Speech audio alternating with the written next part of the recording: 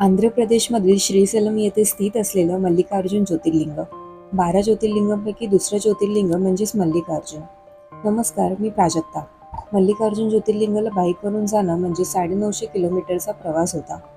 2 दिवस bike ride करून जायचं असा प्लॅन होता. तर आम्ही पुणे सोलापूर करत पुढे कर्नाटका स्टेट क्रॉस करून 656 किलोमीटरचा टप्पा पार करत आम्ही पोचलो तेलंगणामधील संगारेड्डी येथे. कारण तिथे स्टे करून मग दुसऱ्या दिवशी पुढचा प्रवास करायचा होता.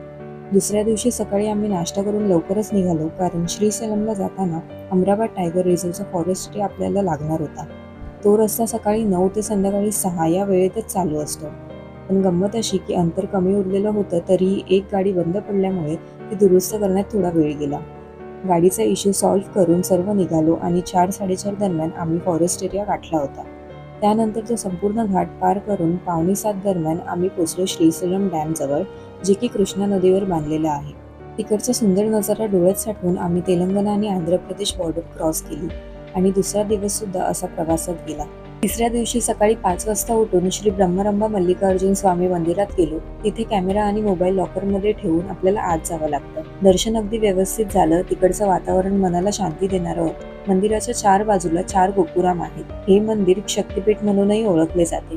यानंतर आम्ही साक्षी गणपती मंदिर आणि शिवाजी महाराज स्फूर्ती केंद्र इथे गेलो. तिथे जाऊन तर आम्ही सर्व भारावूनच गेलो. महाराजांचं इतकं छान म्युझियम मी पहिल्यांदाच पाहिलं होतं, तेही महाराष्ट्राच्या बाहेर.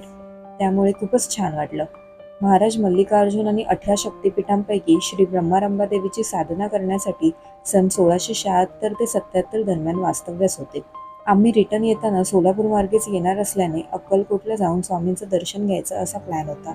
म्हणून जेवून आराम करून संध्याकाळी 5-6च्या दरम्यान आम्ही अक्कलकोटला जायला निघालो आणि सकाळी तिथे पोचलो. तसंच फ्रेश होऊन आम्ही मठात जाऊन स्वामींचं दर्शन घेतलं आणि मग हॉटेलवर येऊन आराम केला, कारण रात्रीची झोप झाली नव्हती. नंतर लास्ट डे म्हणजेच 5व्या दिवशी मुंबईला रिटर्न आलो. तर अशा प्रकारे अजून एक ज्योतिर्लिंग दर्शन कंप्लीट झालं.